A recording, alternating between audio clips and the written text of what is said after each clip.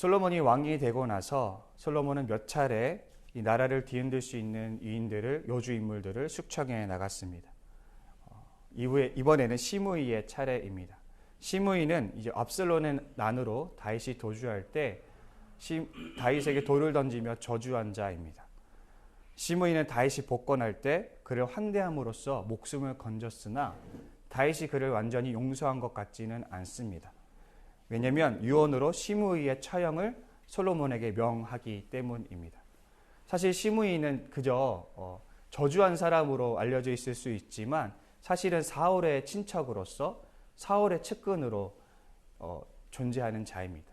그러니까 이 솔로몬 왕권에 있어서 이 시므이는 눈의 가시와 같은 존재이죠. 그렇기 때문에 다윗이 그를 가만히 내버려 두지 않는 것으로도 우리가 볼 수가 있겠습니다.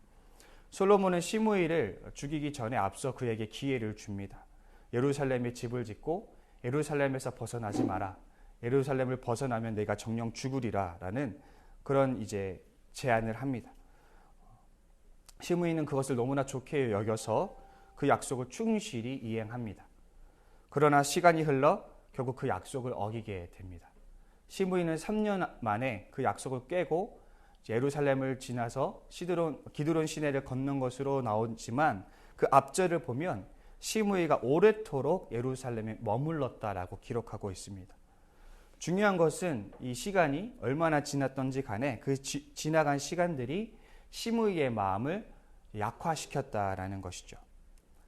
이 또한 지나가리라 라는 말을 사람들이 자주 씁니다. 때로 시간은 좋은 치유책이 되기도 합니다.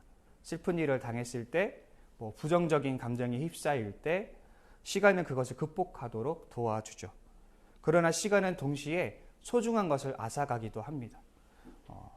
사랑하는 사람의 얼굴이나 잊고 싶지 않은 기억들을 시간의 흐름 속에 풍화되어 사라져갈 때가 있습니다. 이 시간은 우리가 절대 잊지 말아야 할 것조차도 앗아가는 그런 이제 불청객 역할도 하게 됩니다. 시므이처럼 속절없는 시간 속에 우리가 놓쳐버린 것이 있지는 않습니까? 우리가 절대 잊지 말아야 할 것을 잊지는 않았습니까? 가령 하나님의 사랑을 우리가 잊고 의심하지 않습니까? 하나님이 우리에게 주신 약속을 잊어버리고 살고 있지는 않습니까? 과학이 시간이 상대적인 것을 밝힌 이 시점에서 우리가 기억해야 할 것이 하나 있습니다. 인간의 시간과 하나님의 시간은 다르다라는 것입니다. 인간은 시간 속에 그 중요한 것들도 잊어버리고 말지만 하나님에게는 모든 시간이 바로 어제와 같이 생생합니다. 하나님께서는 하루가 천년 같고 천년이 하루 같다라는 성경의 기록처럼 하나님에게는 시간이 과거와 현재와 미래에 펼쳐져 있는 것이 아니라 우리와는 다르게 언제 어디서든지 하나님께서는 원하시는 시간대에 계시기 때문에 우리에게 과거에 지나간 것으로 불과한 그것들이 하나님에게는 현재와 같이도 생생하다라는 것이죠. 이 말은 우리가 과거 속에 잊어버린 하나님의 사랑과 약속이 여전히 하나님에게는 현재 진행형이라는 것입니다. 우리가 잊어도 하나님의 사랑과 약속은 여전히 유효하고 여전하다는 사실을 우리가 기억해야 됩니다. 어제 설교의 제목이 무엇인지 기억하십니까? 네, 기억해 봄이죠. 근데 그 뒤에 부제가 또 있는데 기억하시나요? 네. 하나님은 기억하신다라는 것이었습니다. 여러분, 이것이 복음입니다.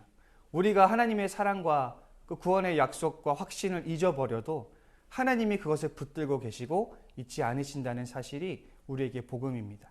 그래서 우리 인간은 우리만 잘하면 됩니다. 하나님은 이미 여전히 그것을 우리에게 신실하게 보증하시기 때문에 우리만 그것을 기억하면 됩니다. 중요한 것은 우리가 잊어버린다는 것이죠. 그 혹절없는 시간에 우리가 그것을 다 잊어버린다라는 것이죠. 이처럼 인간의 기억력은 그 시간에 매우 연약합니다. 그래서 가장 소중한 것마저도 잊어버리게 됩니다. 나에게서 하나님을 앗아가는 그 시간에 저항할 수 있는 우리가 되기를 바랍니다. 그 신명기 6장을 보면 이런 말씀이 있습니다. 신명기 6장 1절에 보면 이렇게 나옵니다. 6장 4절부터 이렇게 기록하고 있습니다. 이스라엘아 들으라. 우리 하나님 여호와는 오직 유일한 여호와시니 너는 마음을 다하고 뜻을 다하고 힘을 다하여 내 하나님 여호와를 사랑하라.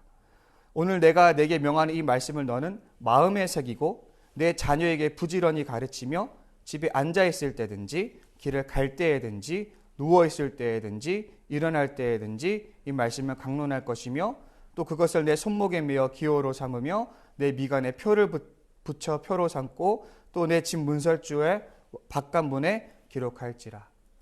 이 이스라엘 사람들은 지혜로운 사람들이라 이 시간이 하나님을 앗아간다는 것을 잘 아는 사람들이었습니다. 그래서 그들은 부지런히 이 하나님을 기억하기 위해서 그 말씀을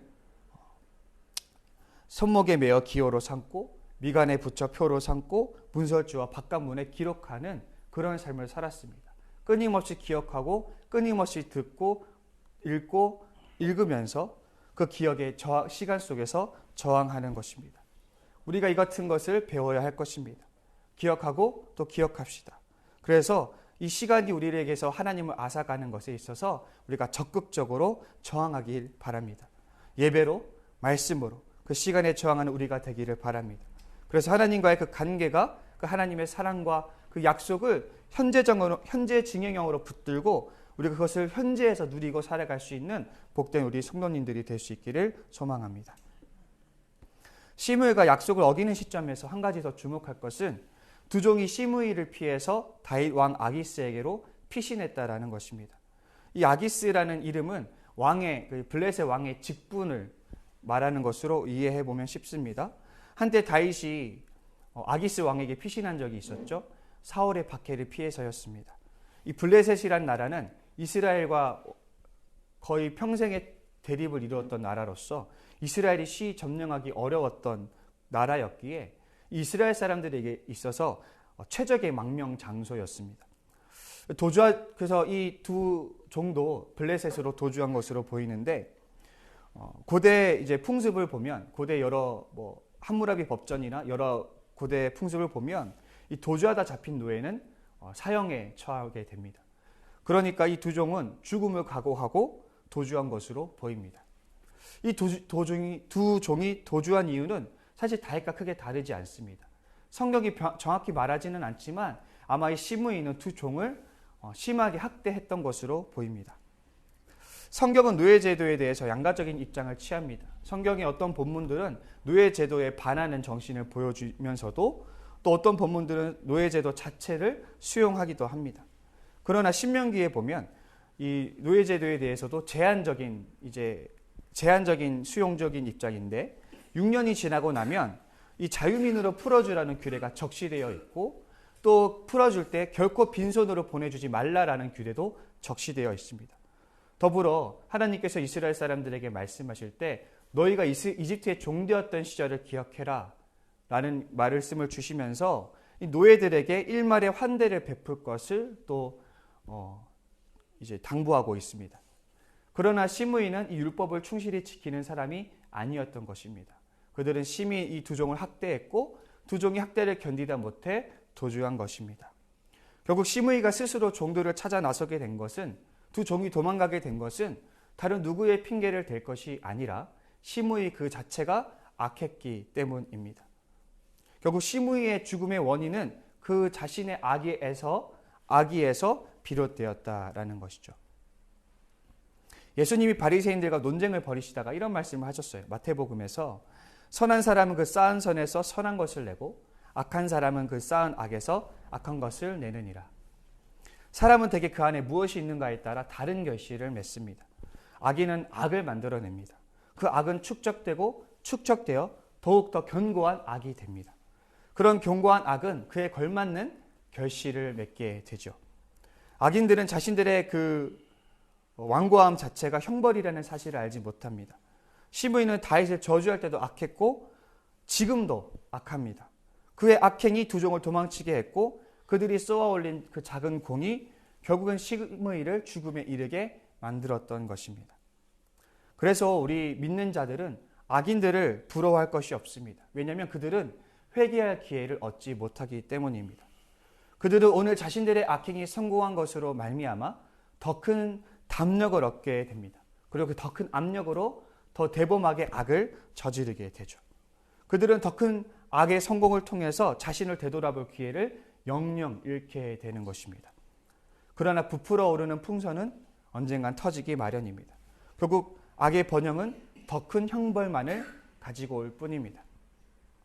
시므이가 다윗에게 용서를 받았을 때 어떤 사람들은 그렇게 말했을 것입니다. 악인이 저렇게 자신의 기치로 또 빠져나가는구나. 또 악인이 저렇게 죄짓고도 잘 살고 잘 먹는구나 라고 생각했을지도 모릅니다.